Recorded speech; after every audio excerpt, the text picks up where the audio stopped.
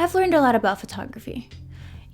My social life and my personal life, they're both duds, but my photography life, it's thriving for some reason. In all seriousness, I've learned so many things from 2018, 2019, and I wanted to share those things with you.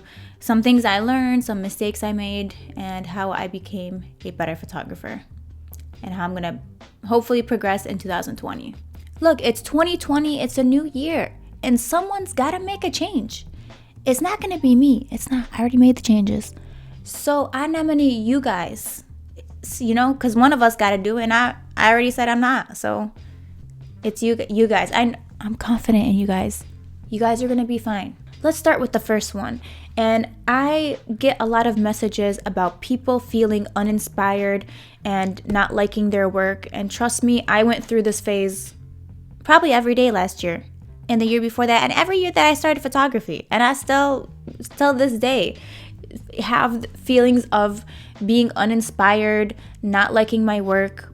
One thing that can contribute to this is if you're not really shooting that often. Although I do shoot with my friends and I plan stuff and I do travel, there are sometimes months that I go without taking any pictures at all. It can be pretty frustrating. I always want to create something new. And so I've learned to kind of work around this. And so some solutions that I came up with is finding new things to learn about photography, how I can post-process, how I can light my images. Honestly, you can never learn too much. I just feel like, why limit yourself to what you already know when you can learn new things and apply them to your work to become even better?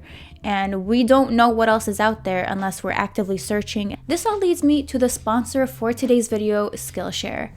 And I think Skillshare is actually the perfect sponsor for this video because we're talking about making new changes in 2020, learning new things and applying that to not only your photography but other aspects of your work. So Skillshare is an online learning community, and they offer inspiring classes with everything from photography, graphic design, illustration, video, animation, and there's so many different types of classes that you can take. So what's great about it is Skillshare classes are like a combination of video lessons and then class projects. Most classes on Skillshare are under 60 minutes. They have short classes, so they'll fit with every type of schedule. You get access to thousands of inspiring classes. They have hands-on projects and a community of other creatives that you can get feedback from. My friend Brandon Wolfelt actually has a class on Skillshare. It's called Instagram Worthy Photography, so I would definitely recommend you guys check that out.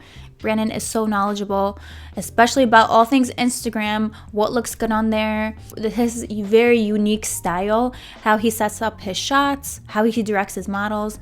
And it's all there. So definitely check that one out. And hey, Brandon, what's going on? So click the link in the description to get 2 free months of premium membership and start exploring your creativity. Just think of it like the back to school phase. For those of us who used to be children, but I don't do that anymore, the back to school thing.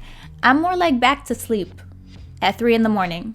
after editing pictures all day by myself in my room. I don't know about you guys, but the back to school phase was super exciting. When we went and bought new notebooks, erasers, everything, got new clothes, new shoes, and I would always patiently wait for school to start so I could wear everything, I could use up everything. I want to show everybody my new lunchbox. So just think about learning a new skill, taking an online class or something like that as, your back to school shopping. You're learning new things to apply for when you do your next photo shoot.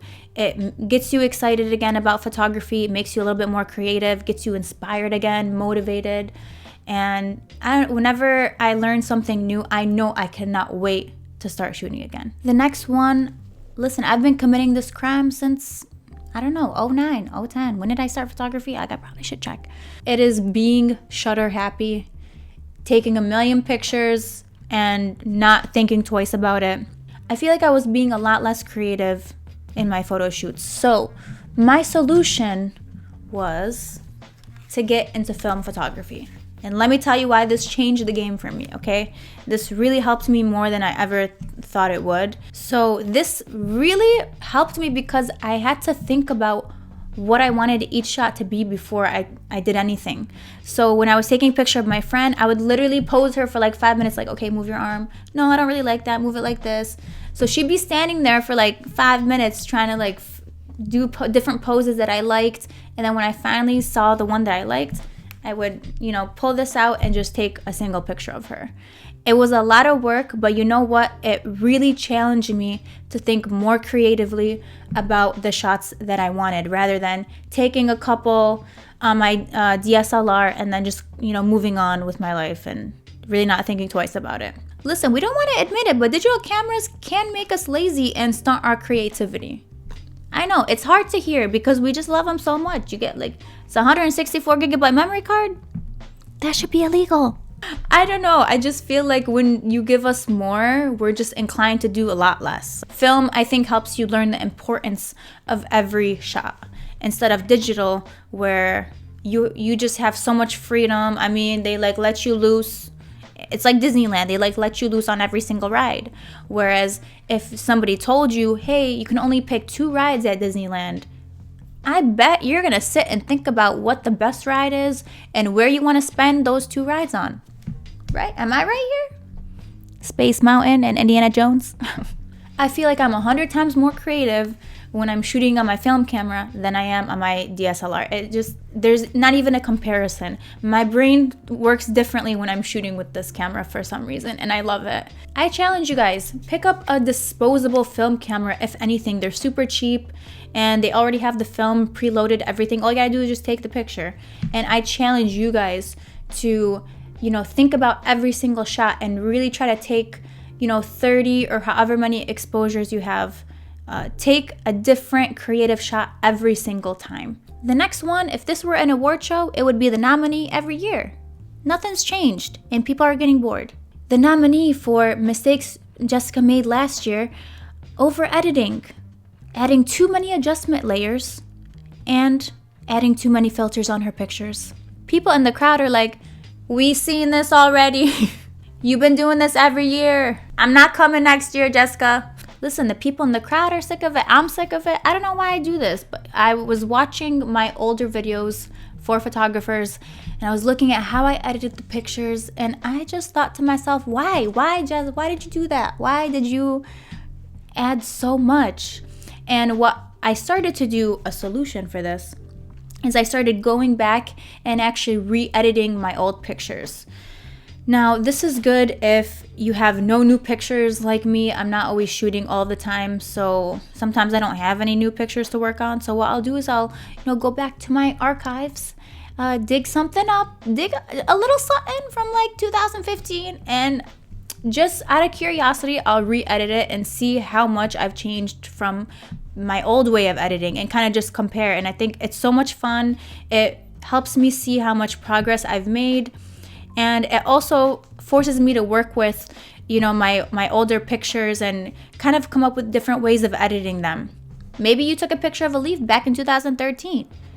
Listen, pull it up, start editing it, see how different you can make it than how you edited it back then. And compare and contrast. I feel like that's a really good way to look at how much progress you've made throughout the years. And it's cool to see how your new style applies to your old pictures. So the last thing that I want to talk about, and kind of low-key didn't want to talk about this, but it kind of is relevant because I feel like it would apply to new photographers especially, and that is listening to hate comments. Okay, so for me specifically, being on YouTube, listen, we all know what's up on YouTube. You're going to get hate comments, and listen, you're going to get nice comments too.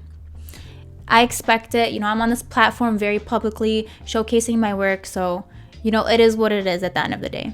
But I can't lie that sometimes, it does hurt to put your work out there, your artistic vision and all that, and then people just roasting it all the time, constantly. Why am I bringing this up? Photographers who are just starting out, or haven't built up that confidence in their work, or haven't even found their style in photography yet, can get comments like this about their work, and it can shatter their motivation. It can ruin their hopes, and it can really make them stop shooting. And I don't want you guys to feel like you have to rely on the opinions of strangers to tell you what is good about your work and what isn't. What I would say is take constructive criticism and apply what you see fit on your future photo shoots to improve your photography. this could be like a comment about like, oh, like you crop too low, like you're a terrible photographer, blah blah blah.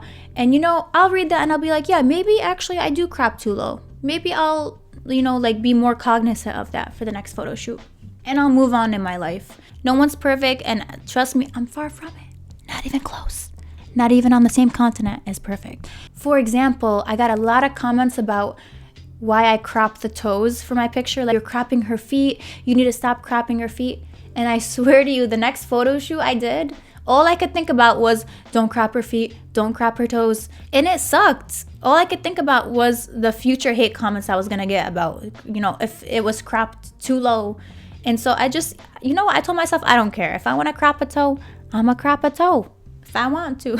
And I did. And people, you know, sometimes they still make comments about it, but it's okay. If I like the picture, then that's all that matters to me.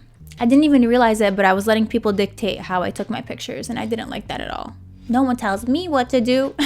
I definitely appreciate constructive criticism, and I apply it to my work. I think it's important as a photographer to, you know, be open to feedback and to critiques of your work. See what you want to do in your work. If you want to apply it, if you don't, it's up to you. It's your decision, and it's your photography at the end of the day. All right, guys, so that's the end of the video. I would love to thank you guys so much for watching. I hope my little list inspired you in some way. And, you know, let me know what you guys are doing in 2020. Like, what's going on? You guys traveling anywhere? Any plans? You gonna adopt a cat or something? Let me know in the comments down below, and I'll see you guys in the next video. Bye, guys.